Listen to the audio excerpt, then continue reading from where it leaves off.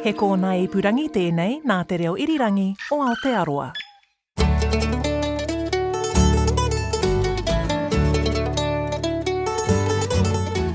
No mai whakarongo mai ki te aotai whenua. Ko Janina Schwanika tēnei. Welcome to Country Life. Tēnā koutou katoa e whakarongo ana. Thanks for joining us. Ko Sally Round aho. Today on Country Life, as we celebrate 50 years of Te Wiki o Te Reo Māori, I meet a whanganui couple that are keeping the language alive while turning harakeke into paper. And I'm on the trail of harakeke too, Janina. I'm taking you to meet Huhana Smith at her olive grove in Horowhenua. She's not only producing the good oil, but is involved in big plans for a harakeke fabric industry. But first to our guest this week.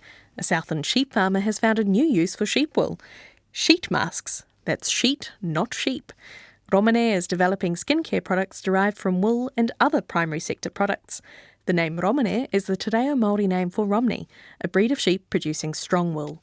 I spoke to co-founder Megan Sita about where the idea came from. I'm a sheep farmer and I was on maternity leave at the time, and my husband was away shearing, earning money, and I was in charge of the farm looking after it. And we were having a really bad year financially with the farm. Like, sheep farming had just been not great. Wool prices and meat prices were down. And I started thinking, okay, what are some other ways of revenue we could look at? What's something that's completely different? And I was looking at wool. As many people already know, wool is such an amazing product and so many unique things about it. There's already a lot of people out there doing quite cool things with wool, like Honest Wolf have got their woolen handbags. You've got all these new knitwear companies made from New Zealand crossbred wool.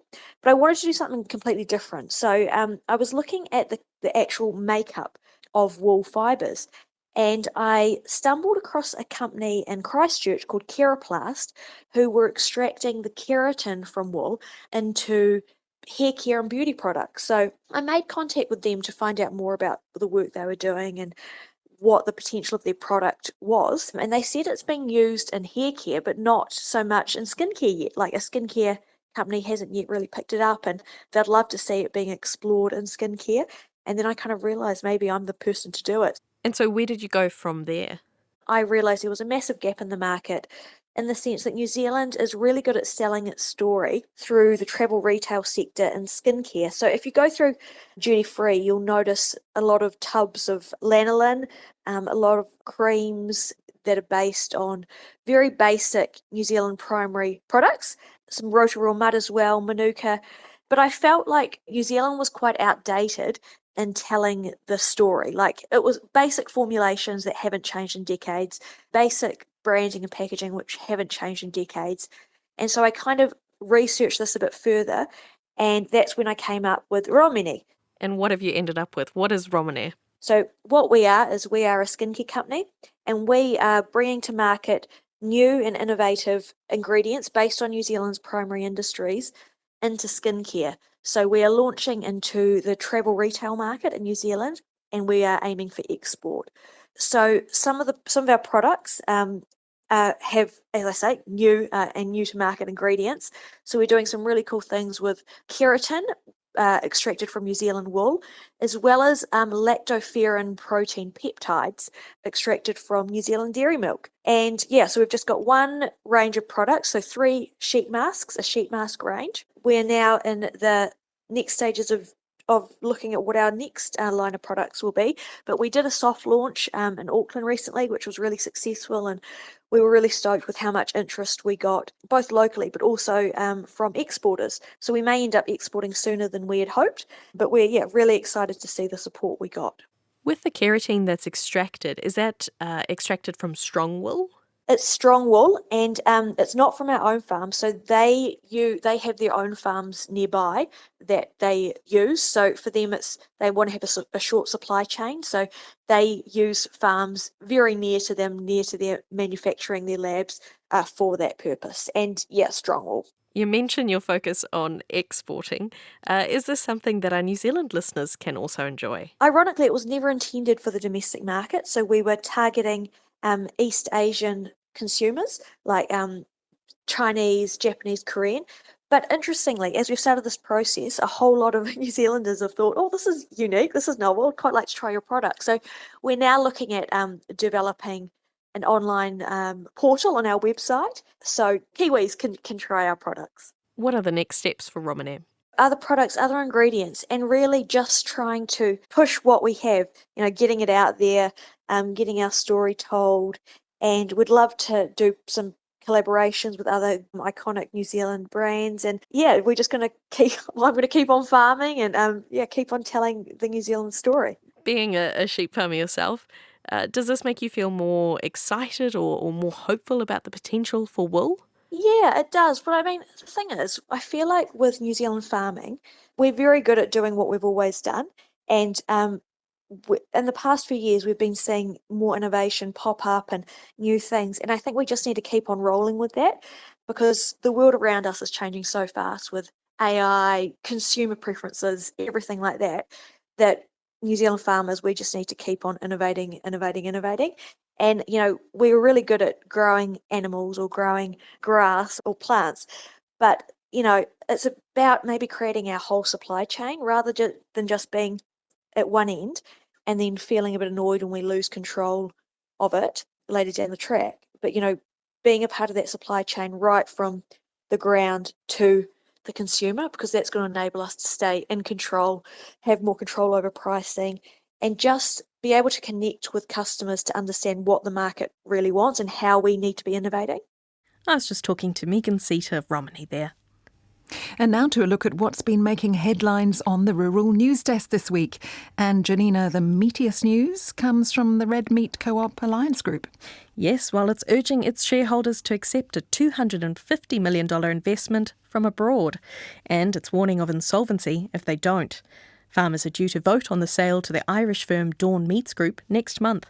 The chairman of Alliance, Mark Wynne, is encouraging farmers to bone up on the info on offer, including an independent report on the proposed investment.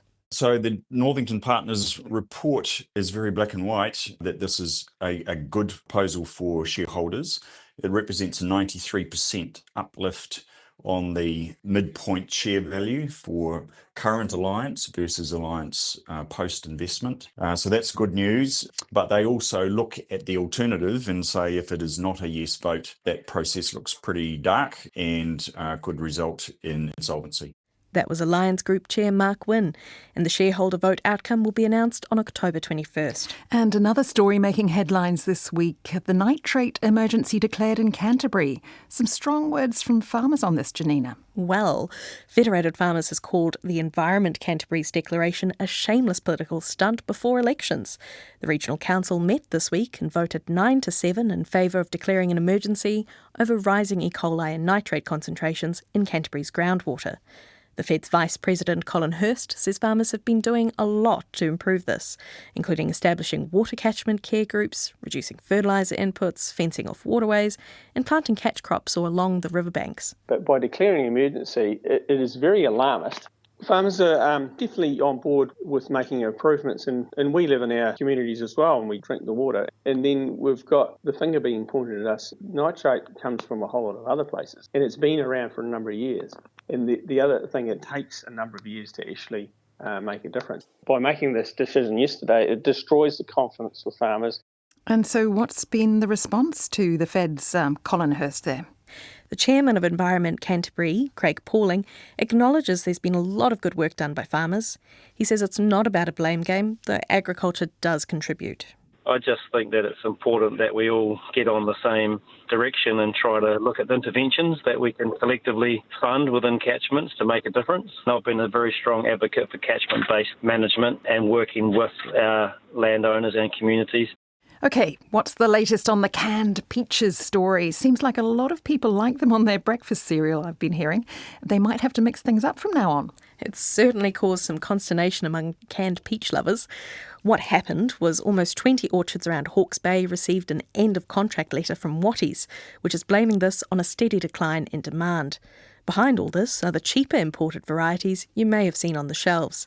Summer Fruit New Zealand says the industry needs to work together to find new ways to support local growers.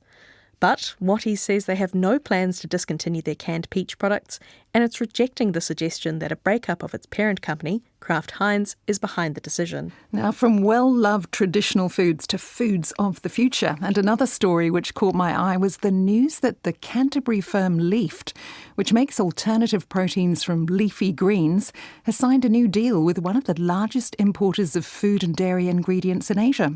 Leafed Foods' Mori Leyland Penno says it's just signed a deal with Tokyo-based listed company Lacto Japan to supply its Rubisco protein isolate for food manufacturing.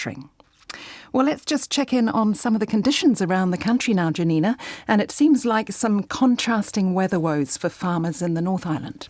Farmers in Gisborne are breathing a sigh of relief as the saturated and sodden region starts drying out.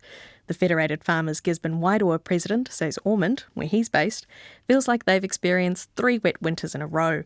Charlie Reynolds says it's been taking its toll on morale, and he's hoping they've turned a corner with warmer and drier days coming soon. It hasn't necessarily been quite the amount of rain, but it just hasn't stopped for 3 years. It's been been the issue. So the water tables have been so high and everyone's been getting diggers stuck and tractors stuck and quad bikes stuck, and those who have got horses being reverted to that, or you just walk. So that now it's starting to, hopefully it's going to dry out. But I was walking neighbour's paddock and it was just like, it's on a hillside and it's just bog. Charlie Reynolds says he's aware some farmers have reached out to the Rural Support Trust to help them through. It's a different story across the island to Taranaki, where the Regional Council is reviewing the region's water resilience and security after last summer's severe drought. The review will look at surface and groundwater supplies, soil moisture monitoring, and options for better storage and conservation.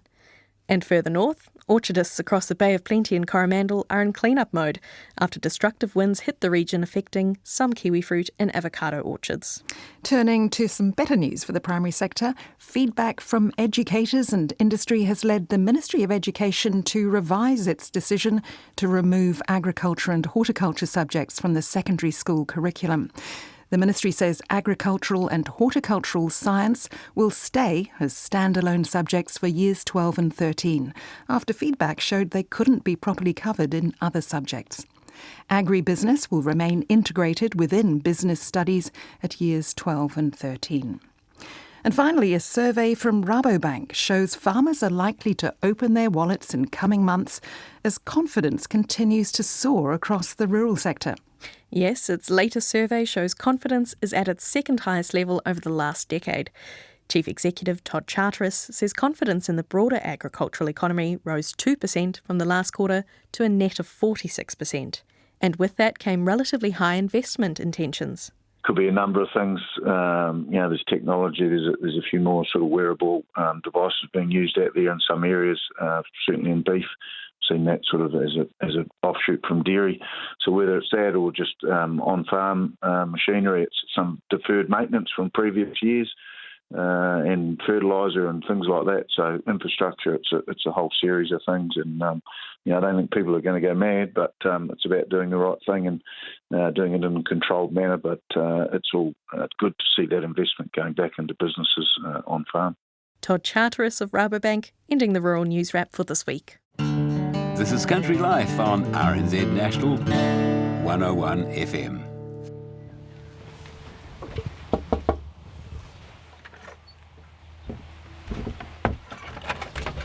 Hello. Kia ora. I've walked straight into your pantry, Huhana. This is amazing. It's absolutely stacked to the gunnels. What have we got here? We've got products. I've got orchards. I have organic orchards, and I make products seasonals each season. So I think I started with peach, lots of figs, lots of different fig products, apple products.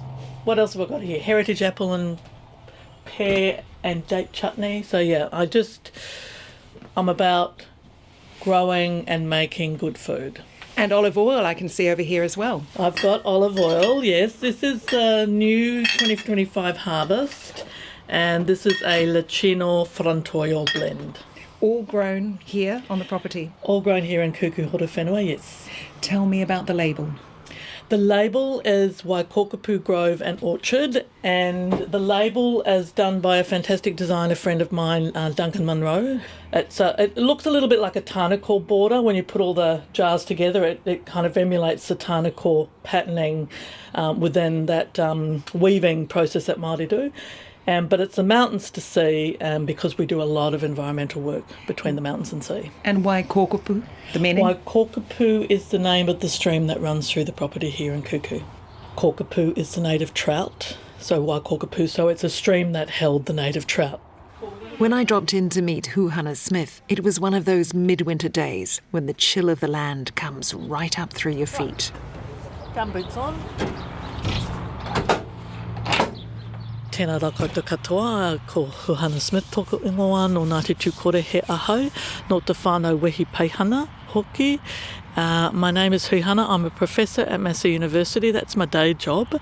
My other job is I'm a small farmer in Kuku, Horowhenua, and on land that we bought back that the Crown took in 1941. I've got to spread it out, but it's just been raining so much. So you have to do everything in between. Not only is Huhana a visual artist, scholar and a farmer, she's also a problem solver, trying to address climate change and other environmental issues, fusing traditional Māori knowledge and scientific methods. On just over 6 hectares of land, Huhana produces an orchard load of fruit and oil from about 600 olive trees. It's nearly 2 decades since she and partner Richard Anderson bought the land. Previously, it was used as dairy runoff, and before that, part of a large dairy processing plant. This is a block of land that was originally Māori land, and it was taken by the Crown in 1941 as part of the cheese-making production effort for World War II. It was an extraordinary powers that they had enacted. This is how they got the original 20 acres around the dairy factory, and then slowly over time houses were built, like the house at the front on State Highway 1 was a major manager's house, and then the second house was another manager's house, and then mine was later for the cool store, and the cool store used to be for veal or calves, and I don't think New Zealanders were keen on eating baby calves at that time, so it didn't really take off. Yeah. But anyway, here we are. We're on this 15 acres or 6.19 hectares, and Richard and I bought this land back in 2006, February 2006. Yeah, no one else went for it, so we bought it, and then I think I found out more so how it got alienated because I've been part of the treaty research teams. Good. So this is. No, we're walking into a paddock now, which is where I am going to move my studio to. We're just taking out this big wooden fence because I'm going to move myself and retrofit my studio, which is going to be a dwelling with a commercial kitchen on the end of it, and I'm going to live in the orchard, which will be much nicer. Next to your produce. Yeah. So I'm close to my produce, and so this is the top orchard. Figs, peaches, pears, what else have we got in here? Plums, Monty Surprise apples, mother apples, so I've got heritage apples.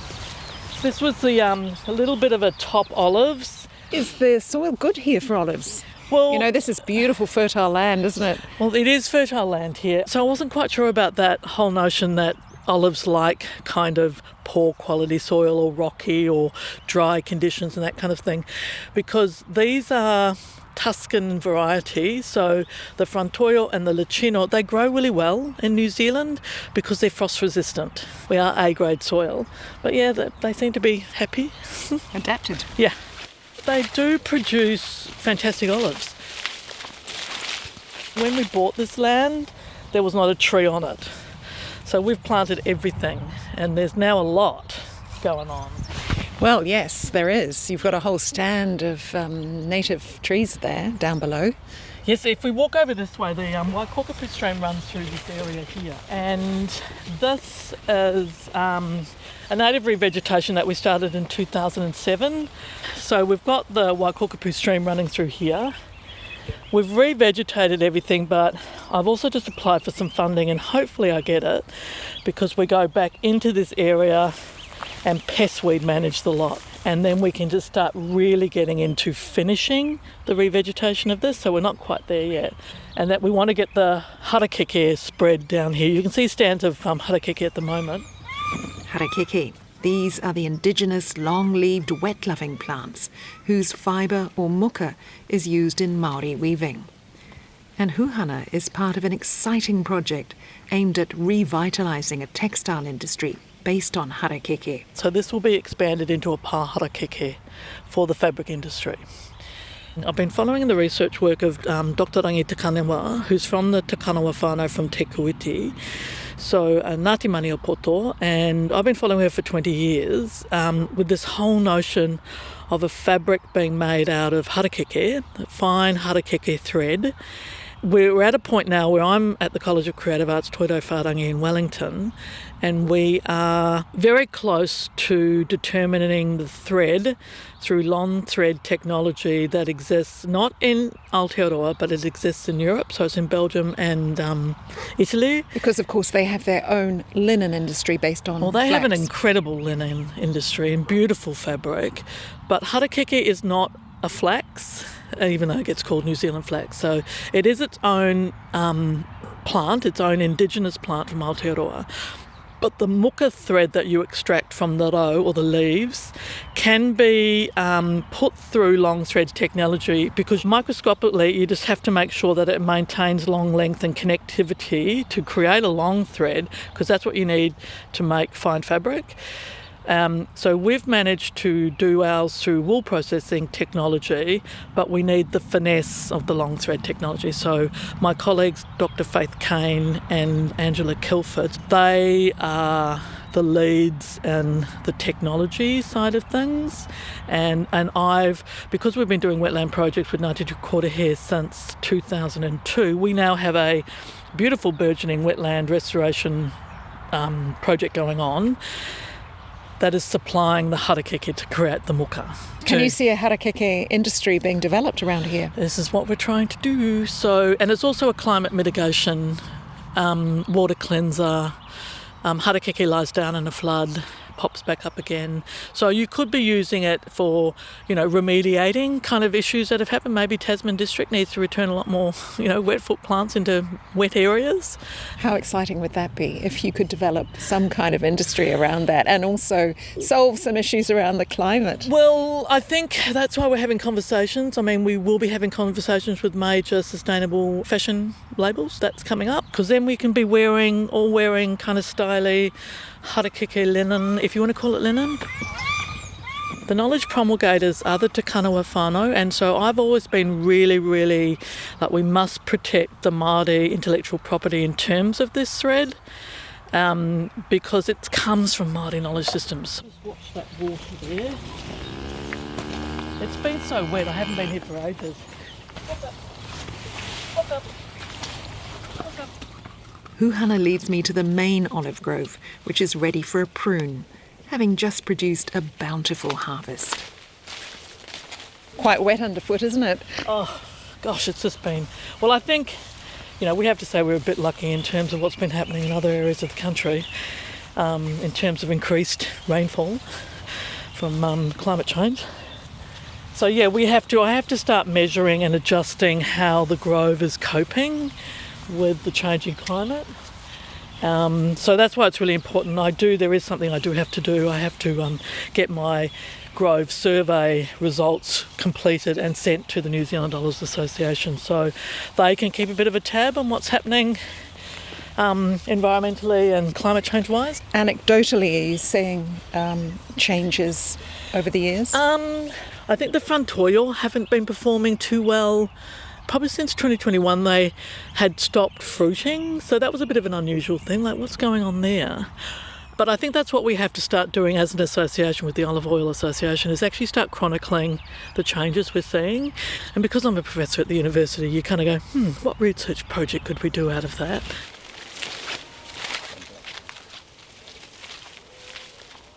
I made so much olive oil this year, that's going to make a lot of bottles. and I sell in a 250ml and a 500ml bottle at present. I might sell some in bulk, but... How do you sell it? I have quite a few outlets around, really local. I keep it very local. I'm not interested in supermarkets. Do you make anything from this grove? Good question. Do you make any money out of olive oil? Probably not, but I think if you wanted to be commercially viable, you have to have about 4,000 trees in New Zealand. I don't have 4,000 trees. Oh, here they come. Here come the neighbour's dogs. Hey, you two. I enjoy what I do, and it's not about being an olive oil magnate, because that's not going to happen. It's about the best organically grown food and the best quality food that should feed communities. Because I think that's what our people did in the 1830s, because we fed Wellington in the late 1830s, 1840s, pre-signing of the Treaty of Waitangi, our hapu of Ngāti Tukorehe. We had clipper ships, we had barley, wheat fields, we grew melons, we raised pigs, and we sold those products in Wellington, and we fed the burgeoning city of Wellington. And I think it was the 1855 uplift that kind of upset that a little bit. That's the earthquake. Yeah, the earthquake. You couldn't get the clipper ships back up the Oho Waikawa shared mouth, so that was a little bit unfortunate. But then I think you also got the other thing that's happening, you've got the power bases changing, and that Māori weren't being, I don't think, well looked after. So I think my ancestors were very enterprising to start off with.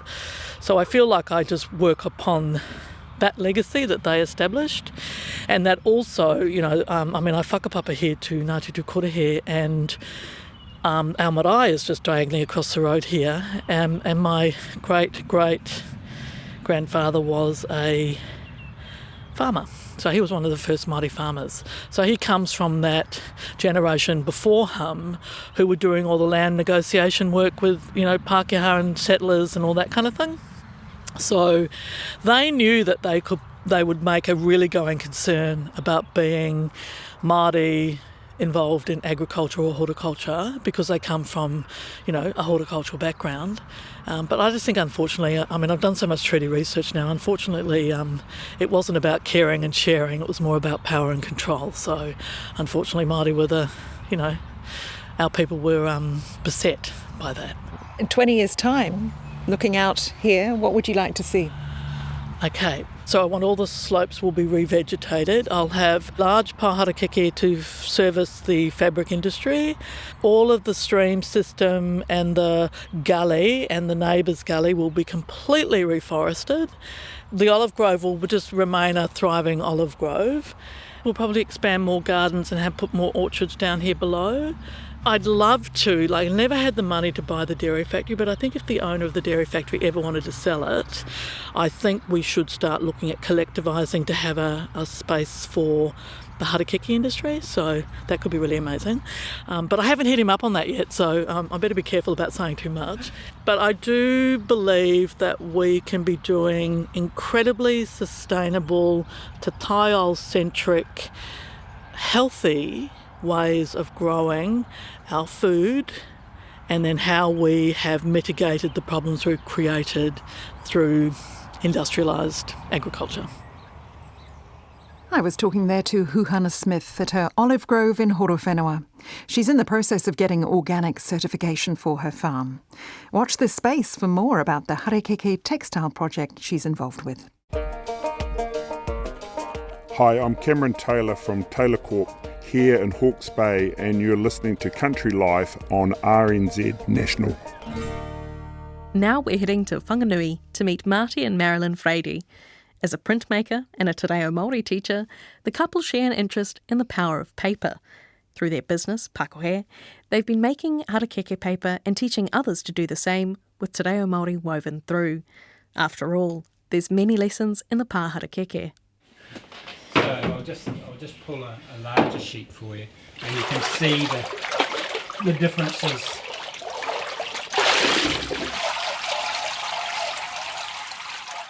And what you're trying to do really is create a swimming pool of fibre on the top of the decal, and it all runs into and sits on the mesh of the mould. And by shaking it lengthwise and widthwise, that's getting those fibrils into action and giving us no grain. But what it's doing is it's actually settling it out into a very even sheet of paper. For me, this is perhaps the best expression of wakawanongatanga that I've ever come across, because every tiny little fibre is holding onto the fibre beside it, is holding onto the fibre beside it, and so on as it goes round. And that's what makes the piece of paper. And then this piece of paper has infinite potential. For Marilyn and Marty Brady, learning te reo Māori has been central to their love story, as has been making paper from the leftover harakeke of the Whanganui district's many flax weavers. Tēnā tātou. Ngā tino mihi ki a koutou ke wakarongo mai ana ki tēnei hōtaka o tātou. Ko Marilyn ngā hui a Vreira tēnei, he mokopuna tēnei no te awa tupua o Whanganui, e mihi ana ki a koutou I tēnei wā. Kia ora, my name's Marty Vreira. I'm part of the partnership for Pākohi Papers. My wife and I have put this business together that makes resources for teaching te reo. My reo journey comes from being a first generation Kiwi, really, a Pākehā. My parents were Dutch. Becoming an artist, and especially a printmaker, there's a whole history of social documentary, and applying that history to my own situation as a first generation Kiwi here in New Zealand, you suddenly start to realise that things are not quite what they should be. And how do you comment on your own place as an artist in a community or in society in Aotearoa? It became essential that I would learn somehow te reo. When I came to Whanganui from Auckland, I was asked here to teach on the summer school in 1988, and I met Henry Bennett, that was an educationalist here. I met Ruakrib, who was the carver, and I met Morven Simon, who was an orator from, and an educationalist, an astounding man from the river. Those three men, over the next 20 years, were available to me, and in fact took me under their wing and taught me all sorts of things. And then I met Marilyn, who was my reo teacher. Marilyn didn't grow up speaking te reo, but she says teaching it to others has helped her with her own learning. I was 30 years old before I learned anything Māori, and I was actually tricked into learning by an auntie, and bless her little cotton socks. She tricked me into taking her to a weekend. I didn't know how long the hui was going to be or the wānanga was going to be, but she needed a ride down from New Plymouth down to Stratford or down to Eltham, and I said, yeah, sure, I'll take you, auntie, I'll take you. So I put my two kids in the car and went and picked up hers. Didn't think anything of it. She had her bedding and her suitcase with her, or her bags with her. Didn't think anything of it. She said before we got out of the car, dear, do you mind waiting for us? And I said, yeah, sure, we'll wait. She said, and that was on Saturday morning, and she said, we finish next Sunday. Oh my goodness. So it was a week-long total immersion te atarangi hui. Wow, that's... And it was probably, I would be forever thankful to her because it's probably the best thing I've ever done. Diving into the deep end that way. Being thrown into the deep end, but it was really funny because one of the rules was, kōrero Māori i ngā wā katoa. O I te wai e takoto ana ngā rākau kei mua I a koe me tō kōrero Māori. If the rākau are out in front, allow the rākau to talk, or you speak Māori to the rākau. And so I didn't know anything. We didn't grow up with any reo. We didn't grow up with any tikanga that we knew was tikanga. And it was like... fascinating, just being totally involved in it and the total immersion. It was the best day or best time of my life, but it's also the saddest time of my life because I realised I'd lost 30 years of who I was. So I'm a staunch advocate for te reo, a staunch advocate for the tikanga. For almost 30 years, the couple has been making harakeke paper and running workshops under the name Pakoe. Starting at the end of the process, Marty shows me how he pulls a sheet of paper. We'll pull a couple of sheets of paper. The apron goes on. Yeah. As you say, I imagine it can be quite a messy. Yeah, it's you're constantly working with water. Because of that, it's very therapeutic. Really is. It's just such a beautiful thing to do because you're working with the harakeke fibre and water, and that's it. Just those two things. And it all just comes together in a process that is so simple and so beautiful that it's stunning. This is the very end part. This is the last 10 seconds. So I'll just take this off. Yeah, make a piece and then... Yeah. Then So... You grab your screens. Yep, this is a mould and a decal. Heard of the decal edge? That's the decal there, and that's what edges the piece of paper. So we've got our vat, and it's just got water in it and the fibre, the processed fibre. So you have to get all the fibre into motion in the water. It has to be moving. So that it's not settled and... Yeah, it's not settled and you're not going to get thin spots and thick spots.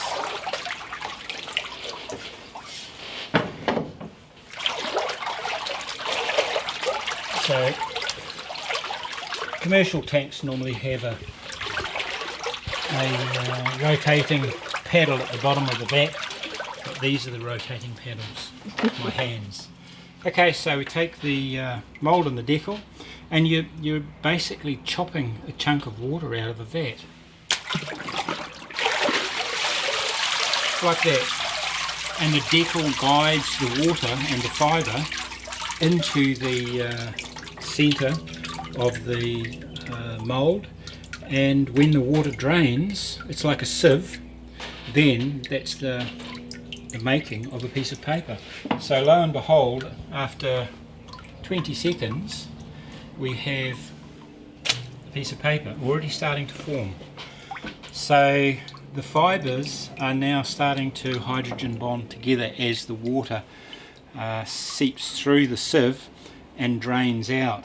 So even now, after 15 seconds, 20 seconds, I can grab the corner of this and start peeling it back like that. And it's all uniform, comes away all together. It comes away as a piece of paper already. And the beautiful part is we've destroyed that piece of paper.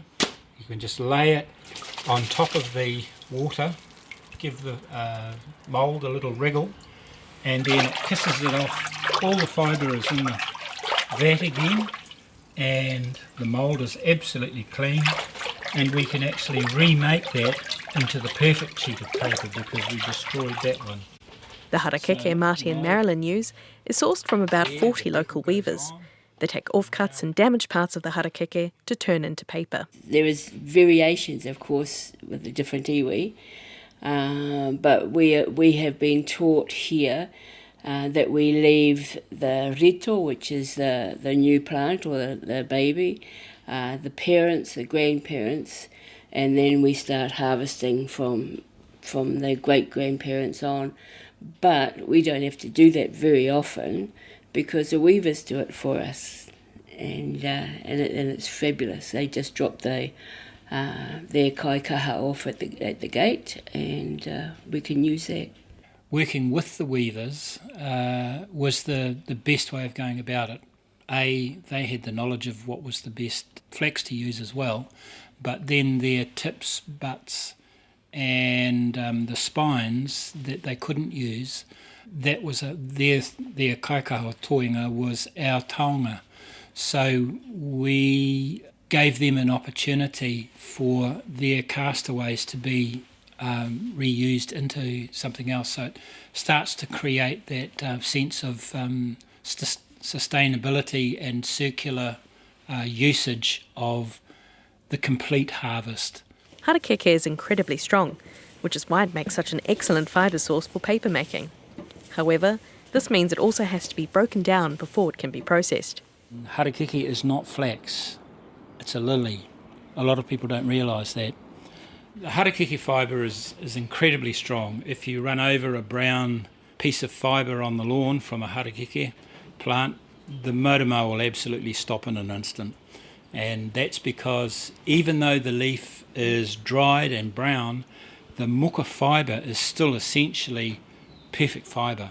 So we can make really good paper from brown leaves of harakeke. The hardest job you could do with paper used to be money, because it was always folded, crinkled, scuffed, rubbed, and all the rest of it. And they looked at, in the 1920s and 30s, I think it was, 30s, they looked at using harakeke as fibre for money for the mints in France and England.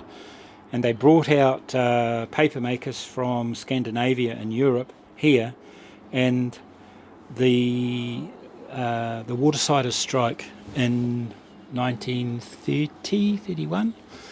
The Watersiders strike ended those hopes and dreams of having an international fibre industry for money. Harakeke was strong enough as a fibre. It was equal to the linen, flaxes and cotton fibres, but the surety of the fibre being able to be taken to the mints in Europe when an economy was in trouble and needed money, if it was going to be stopped on the waterfront by union, they just said, no, sorry.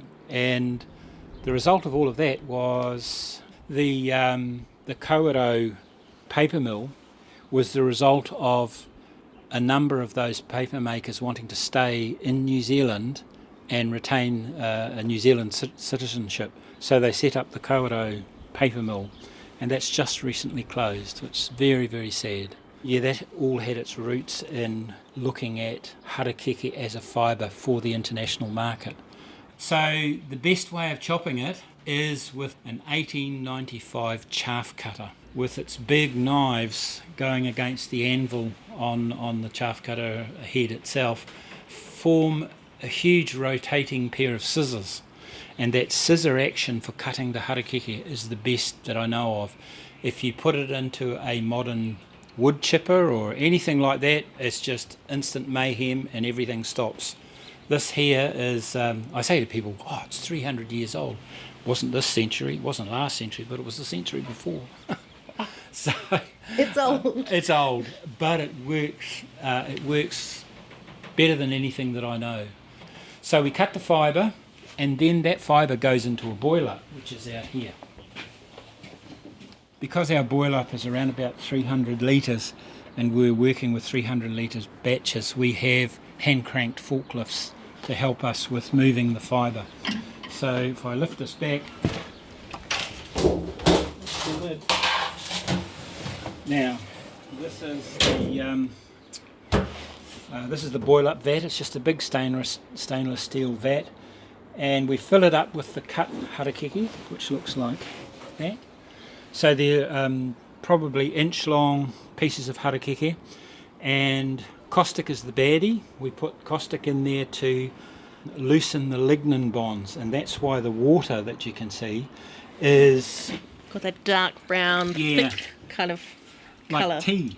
It's got a very tea-like, tanniny kind of smell. And that's exactly what it is. It's tannins. It's all the tannins. And it's like tea that you would drink, except you wouldn't drink this, of course. But what happens is the cut harakeke, after 2.5 to 3 days of simmering, the lignin bond is broken, and you literally can push it apart with your thumb and forefinger. So you know how tough harakeke leaf is. Well, now we can just literally spread it apart, fibre from fibre. Individual threads, yeah. Yeah, individual threads, and it pushes apart. So that's what we want to have happen, because it's the fibre that we want, and not the tannins, not the lignin, not the glues. We're getting rid of all of those, and all of the green mucilage that makes up the leaf. We're getting rid of all of that and just taking the fibre itself. Māori call that fibre muka, and even when you get a piece of fibre like that, that's made up of thousands of smaller fibres. Even though it's just like thicker than a hair. Yeah. About 10 to 15 fibres make up the thickness of a hair. And when we're talking about fibre strength, because it's the lignin bond that in waterleaf paper that gives you the strength of the paper, if you compare it to a pine plant, a pine tree, the mature pine fibre is about 3 mil long. Well, a mature harakeke fibre is up to about 15, possibly 16 millimetres long. So it's 5 times the length. Fibre 5 times the length gives you 5 times the opportunity for bonding along its length, and thus the strength of harakeke paper. The cut harakeke, about an inch long, is placed into a boiler with caustic or tannins to loosen the bonds of the fibre, and it's left to simmer for 2 to 3 days. It's then rinsed before being added to the Hollander beater, where it's further broken down, pulled apart, and turned into a goopy substance known as half stuff. Oh wow. It's almost like a mincer. Yeah. But these bars here, those bars never touch the bar on the bottom.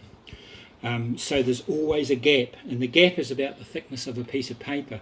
So as the fibre transported with water travels around this racetrack, it's like an oblong oval, as it comes to the beater roll, which is this spins like this, pulls the fibre through between the bed plate and the cylinder roll, and what it does is it squashes the mattress of fibre from being 150 mil thick, 175 mil thick, right down to probably 1.5 mil to a mil thick.